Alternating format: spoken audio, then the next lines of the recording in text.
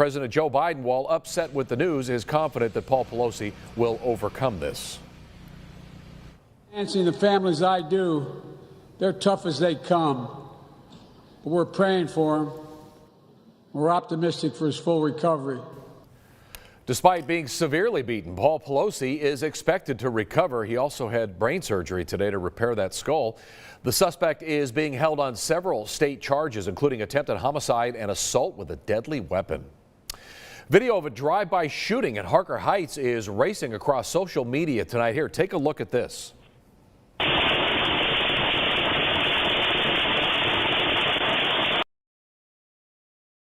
Incredible. Police saying this happened Cathedral Court. Police saying nobody was injured. There was, however, investigators are asking anyone with any information to reach out to them. A member of citing unlivable wages at her position. The announcement on a social media post last night. Interview requests on her Instagram to have been a part of the effort to increase the count. This is just still a far cry. I believe we will not truly see a Waco of the people until City Council's a full-time nation will be effective on November 4th after she was elected. Society of Central Texas has the shelter to shut down for 2 weeks. Dogs distemper, that's according to the shelter. Dogs will be admitted until this treatment is virus among pets that attacks multiple systems, illness or even death. It is highly through vaccines. The weekend is upon us. Meteorologist Jordan for the weekend. He checks in tonight at 10 o'clock. Hey, Jordan.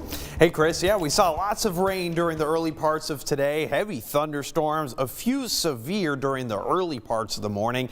Probably messed up your commute a little bit. Those roads are still slick as those thunderstorms continue to rage on even into the late hours. But here's the good news. We got a lot of rain. 1.31 inches in Waco, almost 1.6 in Hillsboro. Comanche, 1.44. Temple's still just shy of an inch. Cameron and Hearn, about an inch in terms of totals right now over the last 24 hours. That is certainly some good news and hopefully even better news for the drought monitor next week.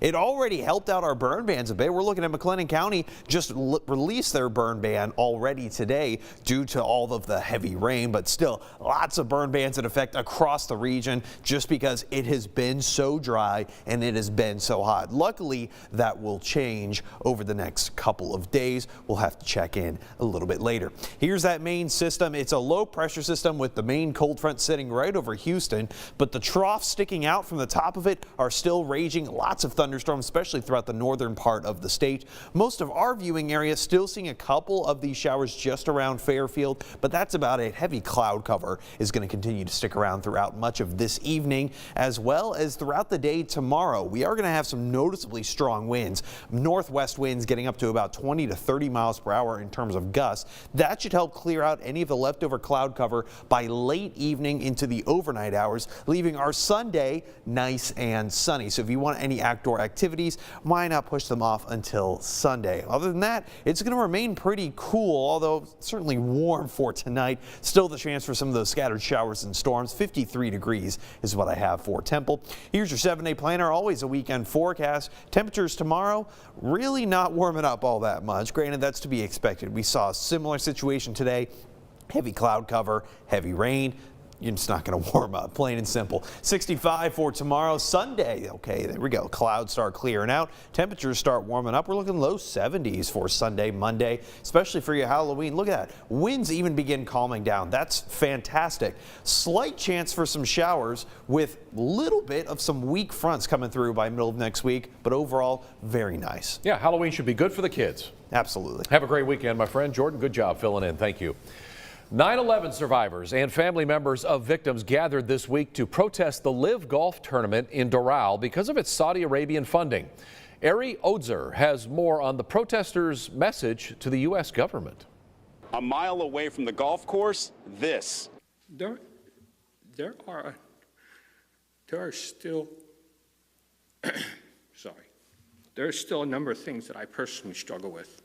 They call themselves 9/11 Justice, a group of victims and survivors on a mission to call out the Saudi-sponsored LIV Golf Series and Saudi Arabia itself. LIV Golf, to us, it's death golf. The 9/11 families see the LIV Golf Series as a massive propaganda effort by the Saudis. What if those who murdered your loved one continuously evaded justice, then came into your country to do business, to buy off your fellow Americans, and to change the public's opinion of them? Former President Trump is here. The 9/11 families are angry that he has hosted LIV tournaments at his clubs and that he went to Saudi Arabia on his first foreign trip as president back in 2017. They also say President Biden got rolled by the Saudis after he went there last summer, only to see the kingdom side with Vladimir Putin when it decided to reduce oil production. The United States has been bullied by Saudi Arabia for 21 years. It is time for this country, this government, and the people of America to stand up and push back. The families are thankful that President Biden declassified FBI documents, which they say show Saudi government officials directly assisted the 9/11 hijackers. Without these facilitators, there was zero chance of 9/11 taking place. We do have to mention that the Saudi government denies having a role, direct or indirect, in the 9/11 attacks. Well, if you're going to the Aggie football game against Ole Miss tomorrow, it's going to sound a little bit different. You'll notice the football team will not be running out to Ye's song titled Power anymore. The athletic director, Ross Bjork, made the announcement yesterday. The song has been the team's entrance song for over a decade. It's the latest backlash over the rapper's anti-Semitic comments. Well, TikTok users, check your bank accounts. Many people are actually getting paid, all thanks to a class action lawsuit and settlement. It's because the app was misusing user data. You'll get money if you use the app before October of last year. Also, if you're on TikTok, join us behind the scenes. Our username is KCEN TV. We got a lot of fun videos, some stuff you'll get to see from our anchors, reporters, other talent that, might interest you. Worth a laugh or two.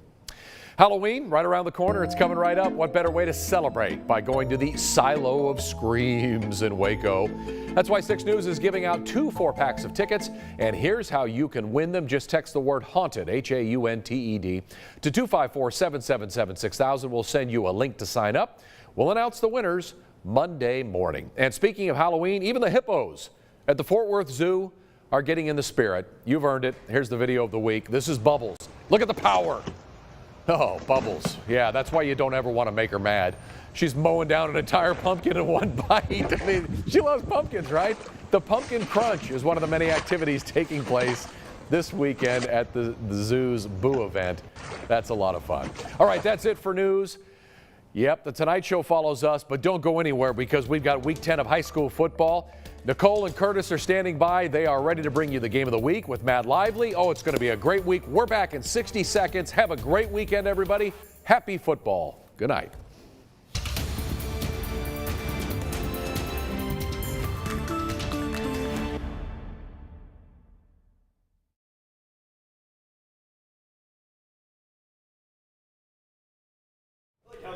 Hungry, hungry hippo. Hungry, hungry, hungry. Mic check 1, 2, 3, 4, 5, 6, 7, 8, 9, 10, 11, 12, 13, 14, 15, 16, 17, 18, Mic 19, check 1, 20. 2, 3, 4, 5, 6, 7, 8, 9, 10. Friday Night Lights, we're back, baby.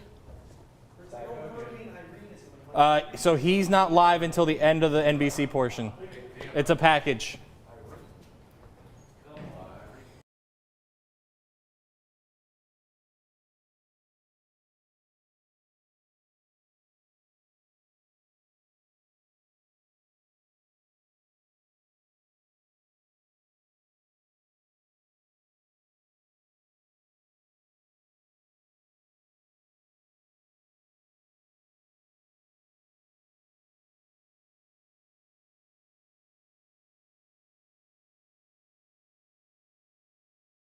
We're the Jonesboro Eagles, and you're watching Friday Night Live on Channel 6.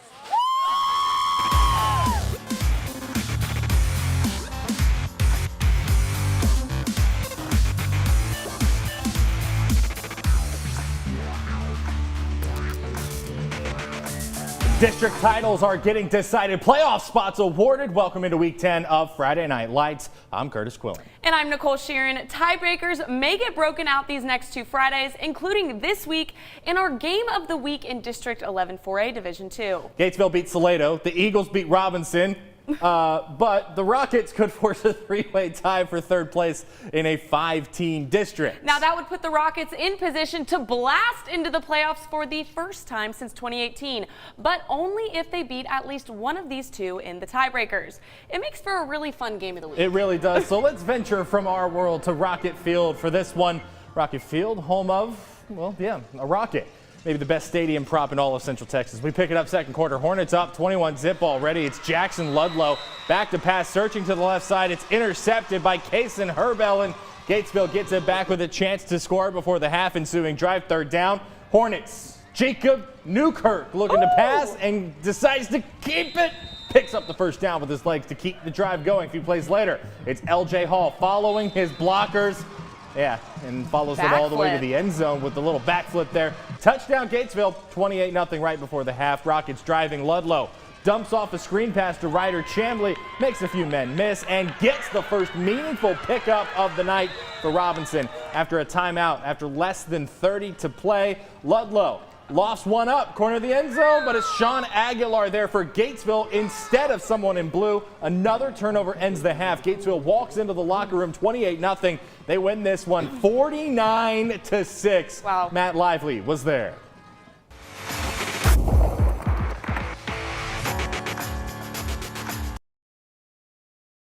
From start to finish, Gatesville has taken down Robinson here in our Game of the Week. The Hornets are taking this one home.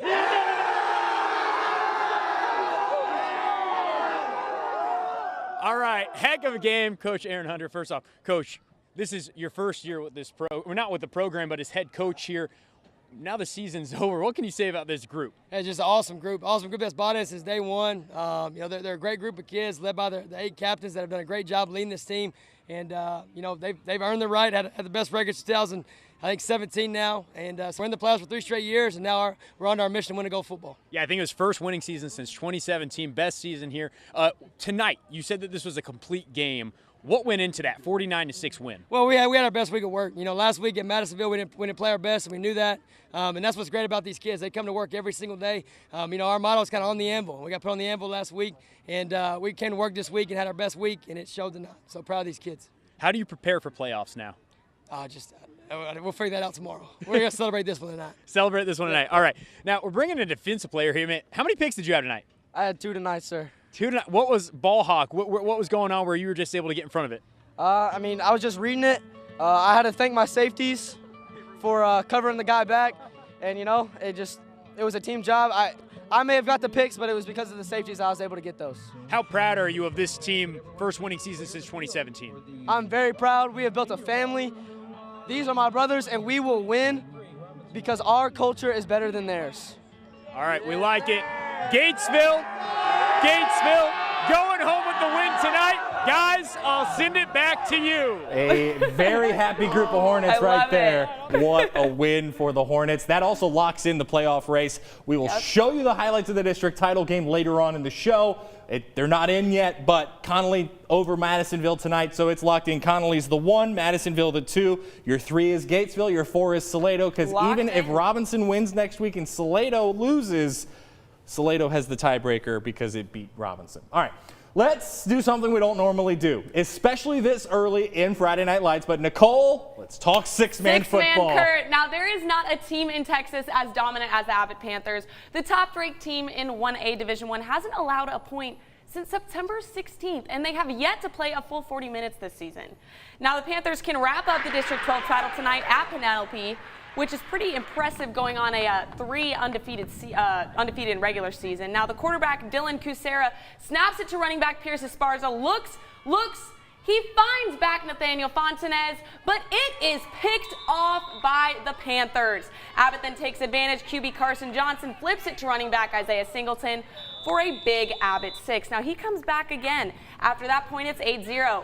Kuser flips it to Michael Corson, but he stopped right in the tracks. Now it's Singleton once again. He takes him down. Oh, that's not Singleton. That's a different guy. That's my bad. But here's Singleton once again. Now watch this. He says, "Get off me, bro."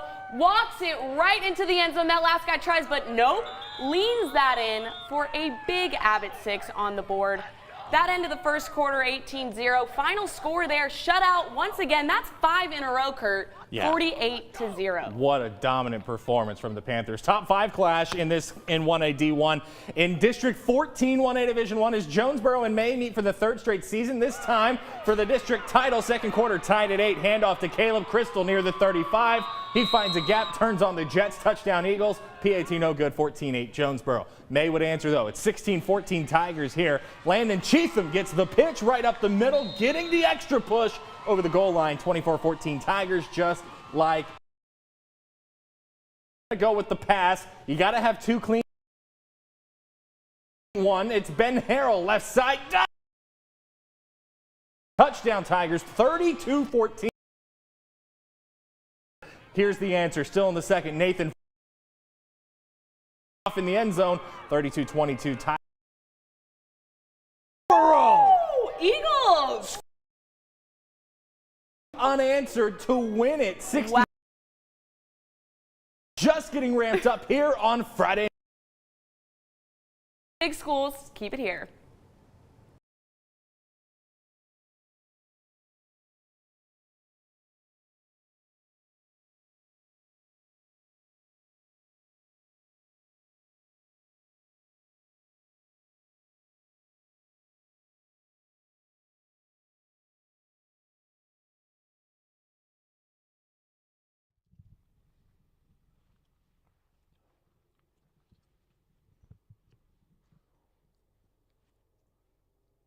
Test, test, 1, 2, 3, 4, 5. They've turned every single light off in all of Robinson. I am in the pitch black of a parking lot. Yes, I can. Test, test, 1, 2, 3, 4, 5, 6, 7, 8, 9, 10. Test, test, 1, 2, 3, 4, 5, 6, 7, 8, 9, 10.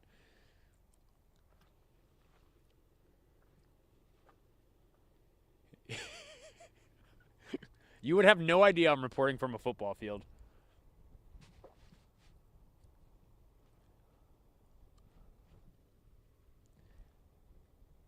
Like, I've never.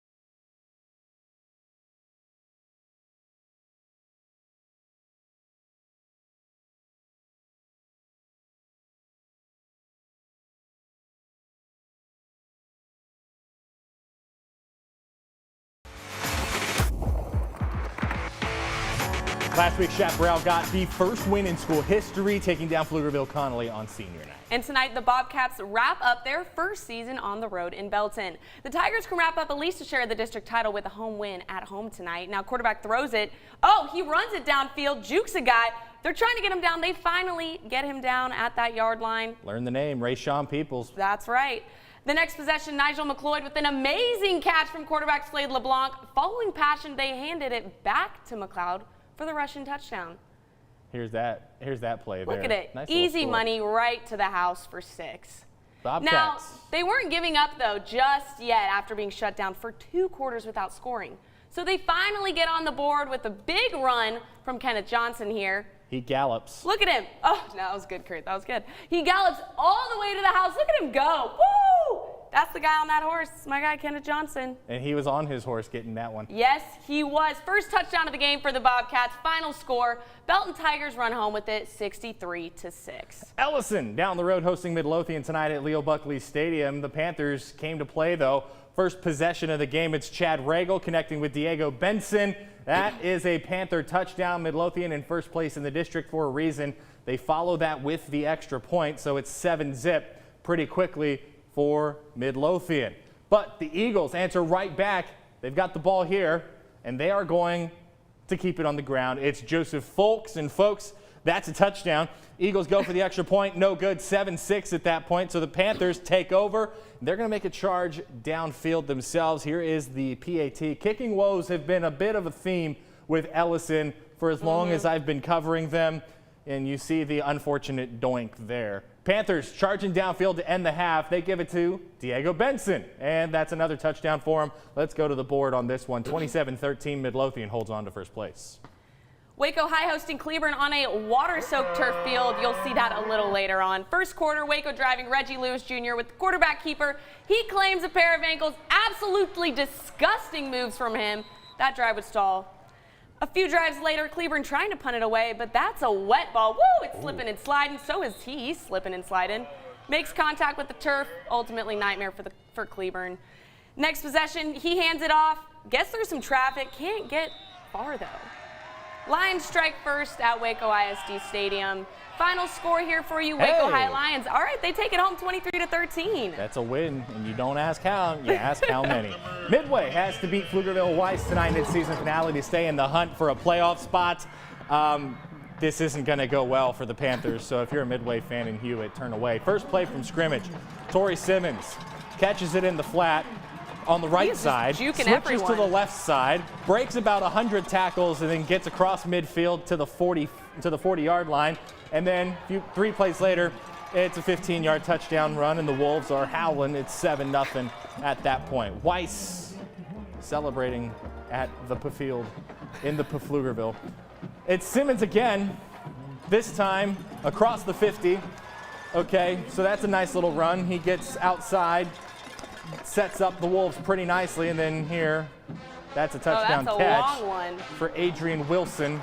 All Weiss at the moment, 49-14. You see that little gallop at the end he did there? Yeah, looking like Midway's going to miss the playoffs for the 3rd straight year. All right, we're still just warming things up here on Friday Night Lights. We'll go to another district title game next, but as we go to break, let's listen to the winner of this week's Battle of the Bands, the Rogers Eagles. More Friday Night Lights straight ahead.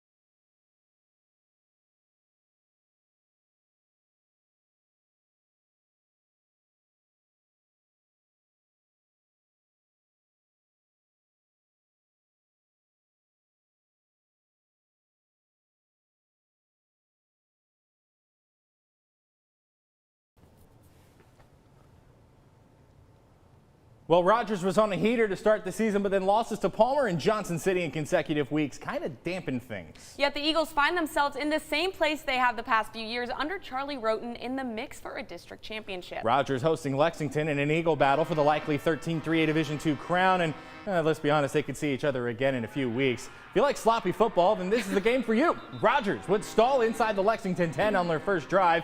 Go for a field goal, it's blocked, so the Lexington Eagles looking for a chance to take flight. And it's Case Evans dropping back, loading up. Dalen Washington wide open, can't come up with it. Walk-in touchdown opportunity missed. Drive would continue though. Evans over the middle, ball tipped. Nope, that's a tackle. So fourth down, looking for Mason Beal, and more of the same there. 20-0, but this game was scoreless at the half. Lexington is your district champ. All right, we've still got more Friday Night Lights ahead. Up next, we'll head back to our game of the week.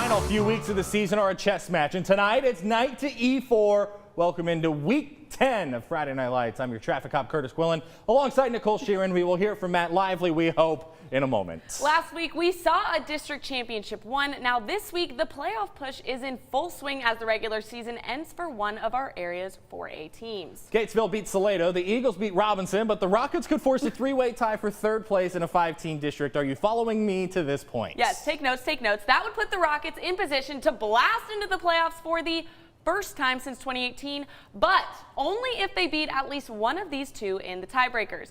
Now, it makes for a really fun game of the week. It does, and it makes the nerd in me really happy because I love situations like this. There it is, the famous Rocket at Rocket Field in Robinson.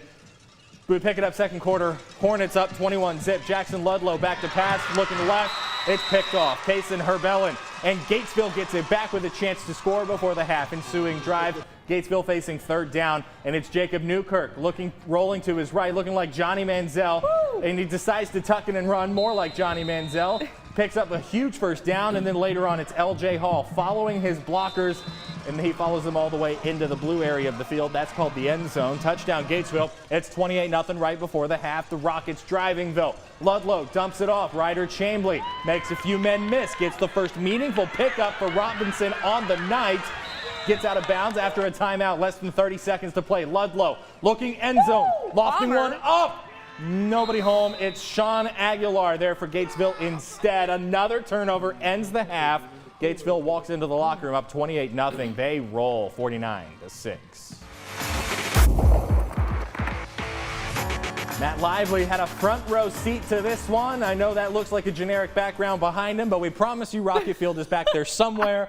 Matt, this was a huge, huge statement for Gatesville tonight. Yeah, I do promise you a football game happens somewhere behind me in the vicinity. I'm in a parking lot right now. The lights are out. I am maybe the only person in the city of Robinson. Everybody goes to Rocket Cafe after games, so I don't blame them. They're eating there right now. I would do the same if I wasn't live on your television.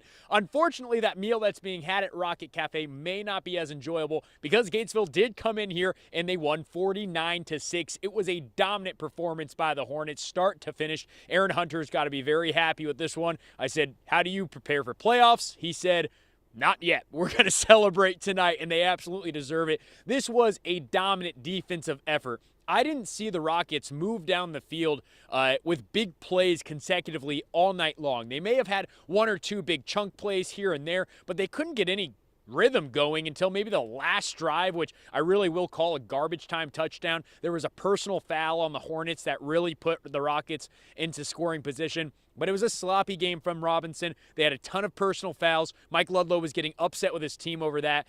This is a promising program, but the coach himself told me that he was starting something like 4 freshmen, 4 sophomore, 6 juniors tonight.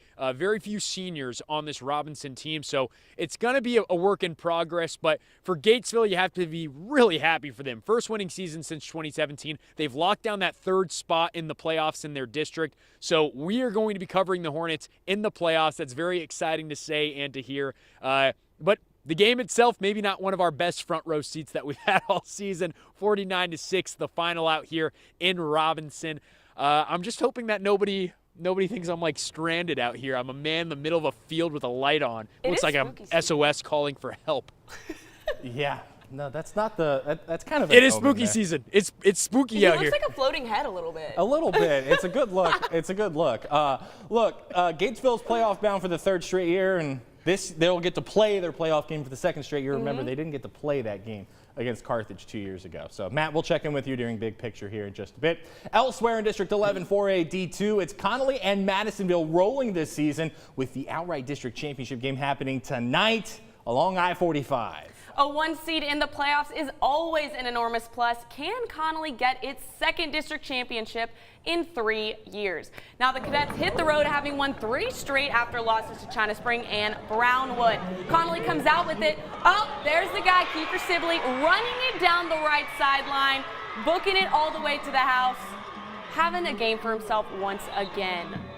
Wow. Touchdown, Connolly.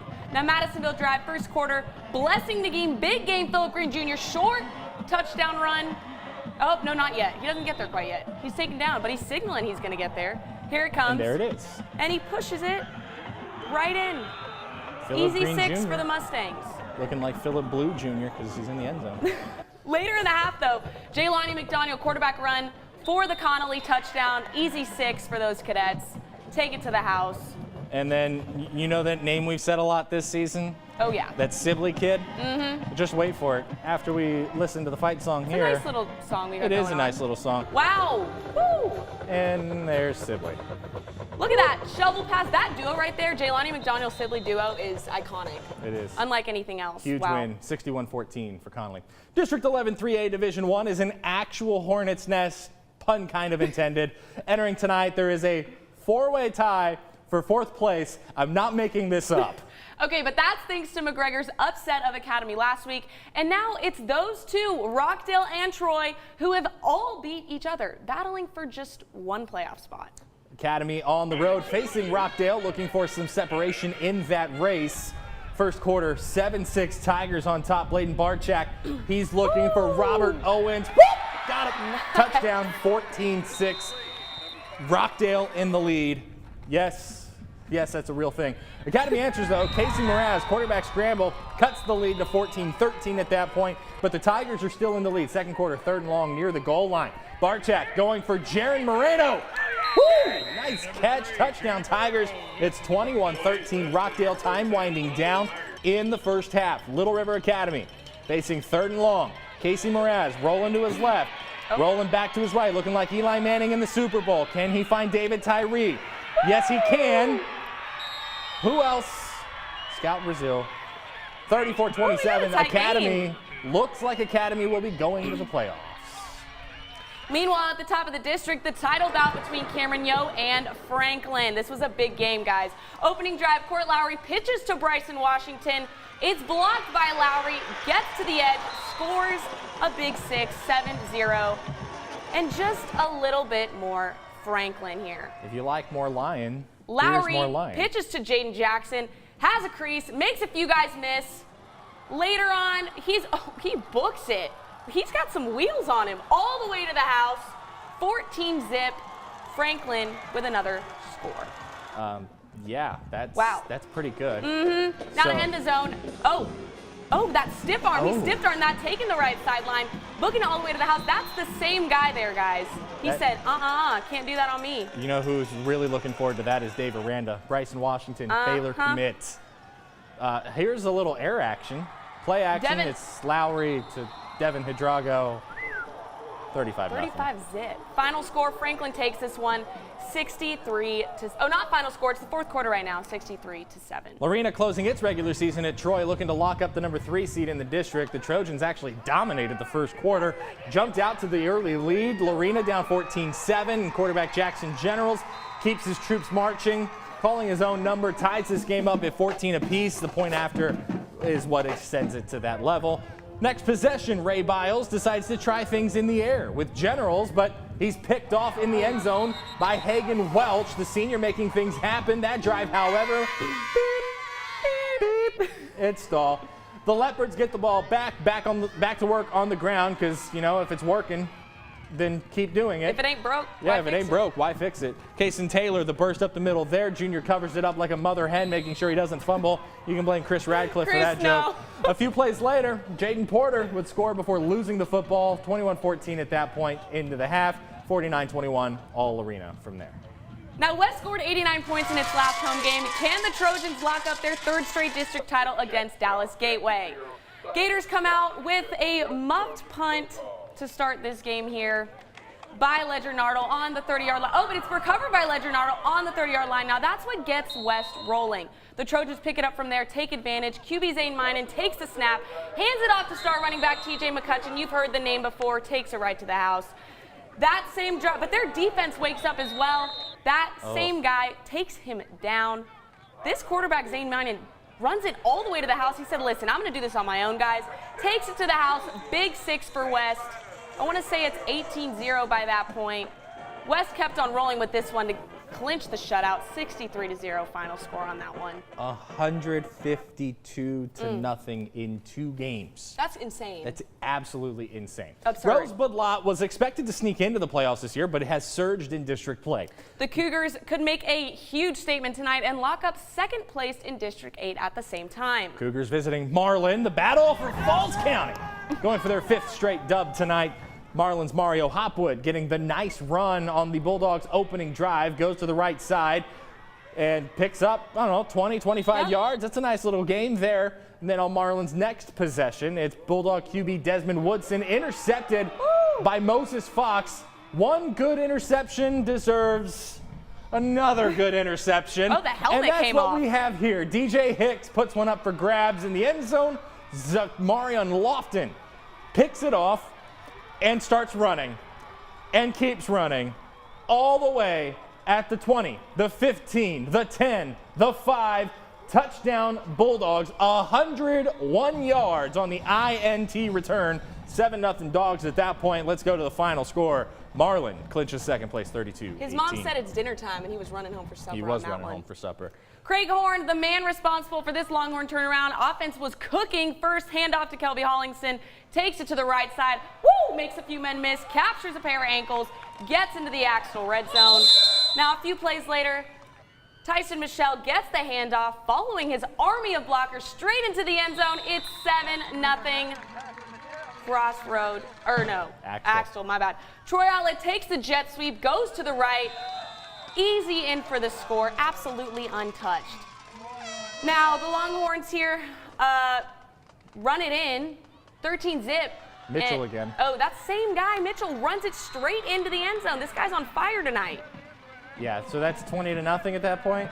You know, you like They big absolutely finals, right? roll. Yeah, 53-3. Woo!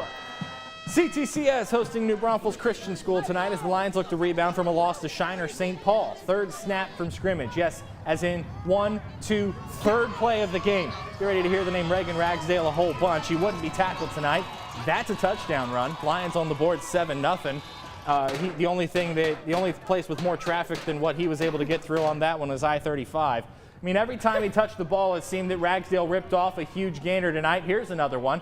Took a whole team down to get this man down on the ground. And so what's going to happen next? You know, if it ain't broke, you don't fix it. They're on the move once again. Oh, they're not going to Ragsdale here. They go to Cooper Smith and Jacob Good. It's not a good catch. It's a great one.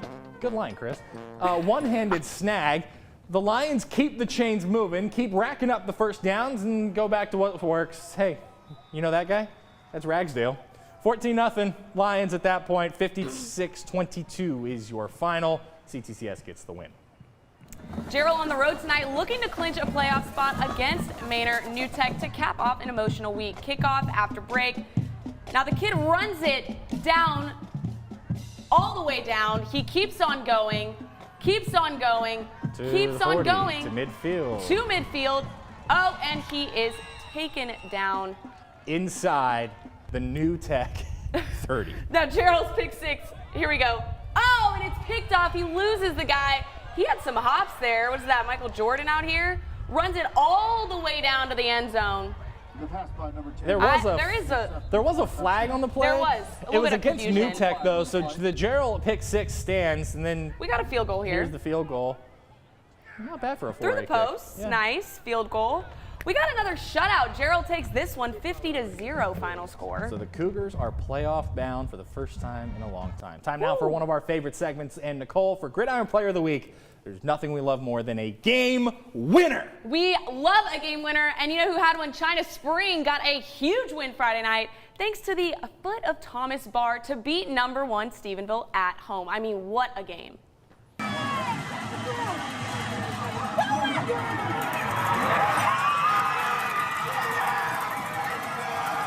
My grandkids might hear about it, you know, my kids might hear about it, all that kind of stuff. It was the showdown high school football fans had all been waiting for. 2 reigning state champs, number 1 Stephenville and number 2 China Spring, to duke it out in district play. And the Cougars were trailing by 1 in the final seconds of the 4th quarter. I was really hyped, and I was clapping. I was like, everyone was sad and down, and I was like, we still have 59 seconds to get into field goal range or score a touchdown. So I knew it wasn't over. The fate of China Spring all came down to a 42-yard field goal. I got out there, I set the tee down, and I was a little bit nervous, and I had this wave of just nerves. And I was like, well, if I miss this, it's game over. And as I took my first step, I was like, ooh, what if I miss this? But no one else questioned he'd be able to nail it. And the best part is that there wasn't a single member on our sideline, coaches and players included, that had any doubt in his ability to get it done. With the clutch kick right between the posts, Thomas did his job. And the next part was, well, absolute pandemonium. The players stormed the field and had a celebration for the history books. I think it was a lot of I love yous, for sure, and then I think it was just appreciating him and how good he is. His skills come from his practice, and he never stops working.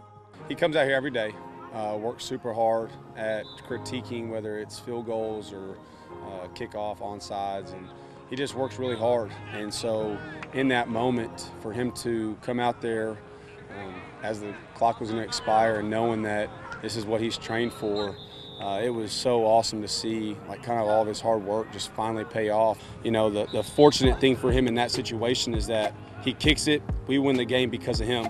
This is a Cougar squad who took home a state championship title last season and is looking for round 2. But even after that iconic moment last year, this game takes the cake. I would say that was probably the top, because Carthage was there last year, Carthage, but I think this game definitely knocked that one off. I think it was easily probably the best moment of my high school career so far.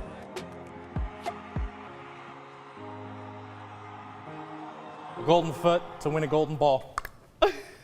All right, area scores tonight. We start in Class 6A, Harker Heights and Coppers Cove facing off. It's all Heights as expected, 55-0. And then Bryan all over Hutto, 53-34. So it looks like Bryan and Temple will go Division I in District 12 6A. Then we got Colleen Shoemaker. Shoemaker takes this one, final score 21-7. This game, University Pflugerville Connolly, as Kurt would say, 78-7 final. And by doing that, University now can play for a district championship next week after going 0-10 last year. Incredible. Oh, how can you not be romantic about Texas high school football? 48-7, China Spring all over Waxahachie Life, and its Lane Pass is taking down Marble Falls 42-20.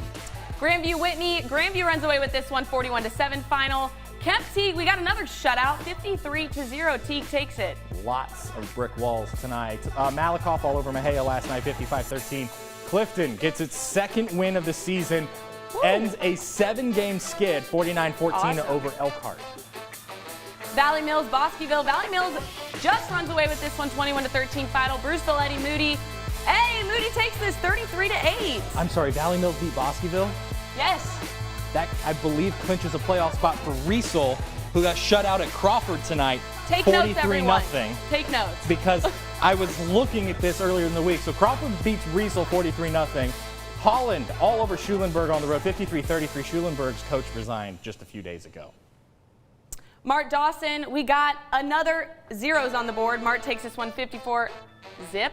And then Bremen Bartlett. Bremen take this one 49-zip. Mart, that is Kevin Hoffman's 100th win as a head coach. Wow. And it locks up a district title for the Panthers. Wow, that's awesome. Chilton all over Iola on the road, 43-zip.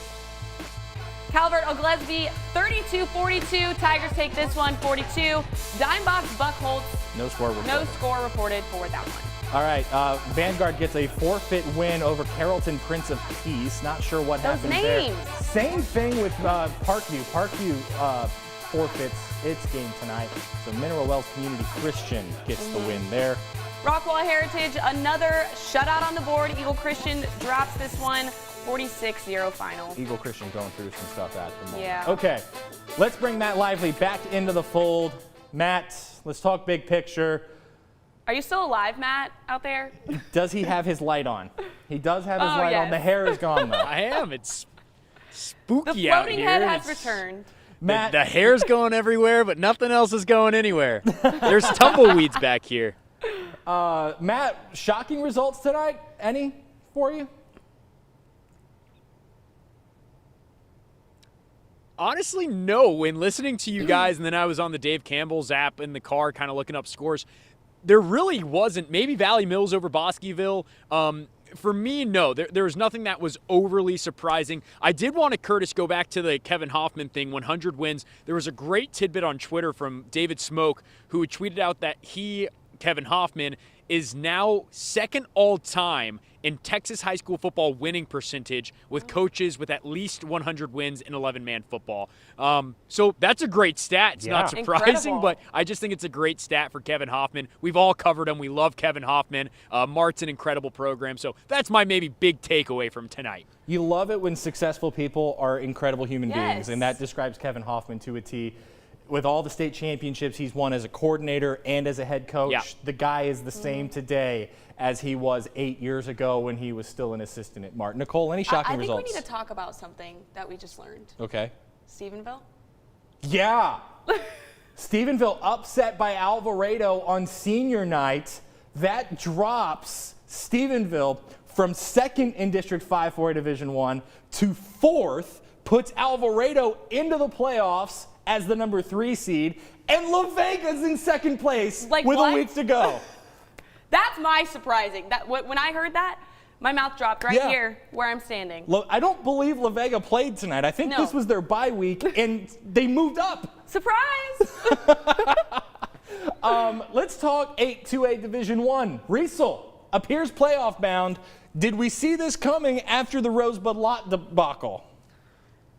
You know, maybe. Because that whole Rosebud Lot Riesel game, I was there. I had that front row seat for that one. It was a tough fought battle till the end. Rosebud Lot kind of ran away with it at the end, but they have Mason Heath. He was one of our player of the weeks, or Gridiron player of the weeks. I mean, they have some strong players on that squad, so no, I'm not surprised really. Matt, staying in that district, let's talk about your favorite team in the world, the Marlin Bulldogs. That's a big win for them tonight. Yeah, huge win. You know what? Hey, I'm an unbiased journalist, but the Marlin Bulldogs took me on a great ride last year through the playoffs. I just think it's great what Ruben Torres has done out there in Marlin. Yeah, huge win. I believe that they've locked up second place behind Crawford, obviously, who's still undefeated and knocked off Marlin earlier. But the Bulldogs this happened last year. They got hot at the right time. They're hot right now. They had injuries that they were dealing with in the beginning of the season. I don't even know if they've gotten Trajan Butler back yet. And if he's not back and he's coming back for the playoffs, watch out, because Marlin is a hoss to have to deal with at that point. So the fallout from this week, yes, I've moved my laptop right in front of me. Right here. Riesel clinches a playoff spot because even if Bosqueville wins next week, they would finish with 3 district wins, which would tie Riesel. Right. And no, so Bosqueville does need to beat Riesel next week because that's who they play. Okay, so we're learning things in real time. Bear with me. There's a lot of schedules to remember. So it's Bosqueville Riesel next week for a playoff spot in 8-2A Division I. Nerd alert. Nerd alert. Winner gets Cayuga. But how big of a win is it for Marlin? Because now by beating Rosebud Lot falls to 3rd in district. They're paired now with District 7-2A Division I. And Matt, you were there last night when Axtell locked up the number 2 seed in that district. That's a dangerous Axtell team right now because that run game is getting more potent every week. Yeah, I was talking about it last night during our 6 o'clock newscast before Axtell even played, but Craig Horn has just done a really impressive job of coming in to Axtell and rebuilding this program. He's been all over the map. I believe he's been at Itasca, Italy, and one other school as well before Hubbard, going his to alma Axtell. mater. So this is a guy with a lot of playoff experience. I believe he played in a state championship game. So I would not want to see Axtell in the playoffs if I'm a team in this area. Let's look at, bear with me, who Marlin plays next week. Hopefully who do they Rob doesn't face? take this shot. Marlin faces, I believe, Valley Mills to close the season All next right. week, so that should be a Marlin win. Easy win. Let's talk dominance now. Is Abbott the most dominant team you've seen? Okay, first of all, most dominant team, yes. First 6-man football I've ever seen also. Pretty fun. So it was awesome. I had a great time. That squad can play. That is all I have to say. Terry Crawford said it When I interviewed him earlier, he said we ride on our defense, and I'm telling you, that is exactly what they showed tonight. They were tanks out there. They were. Jonesboro gets the May Monkey off its back, wins the district title. Absolutely huge. I'm calling it here. They will see each other in the regional final. I like that. Yeah. Those two teams have run that half of the bracket. They're in the same district now, and so they're both in the playoffs. Surprise, surprise. They're going to see each other again in the regional final. Okay, one big key, as we always do. Baylor on the road tomorrow facing Texas Tech, 6:30 kick. Matthew will be in the land of the tortillas. Whipping to Lubbock. Biggest key for Baylor and Tech. I'll go first. You have to wrap up because the defense has struggled on the road lately. Matthew. I'm just going control the noise as best you can. It's sold out. Patrick Mahomes is going to be in the building. It's a blackout. Somehow control the noise. Matt, you stole mine. I was going to say the exact same thing. They got to control the outside noise. They've been in environments away games, Provo, West Virginia. They have to get it together and lock in. That's week 10 of Friday Night Lights. Thank you so much for taking this ride with us. For Matt Lively, Nicole Sheeran, Darren Wallace, Rob Kelso, Michael Graham, and all of us working the late shift here at 6 News, we say so long. We'll see you next week under the lights.